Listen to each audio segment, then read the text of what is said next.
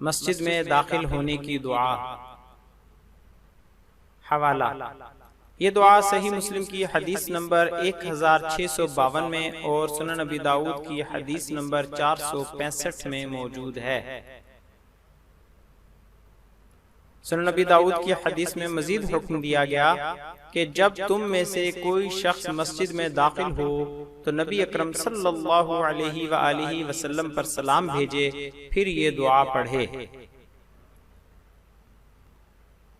اللہم افتح لی ابواب رحمتک،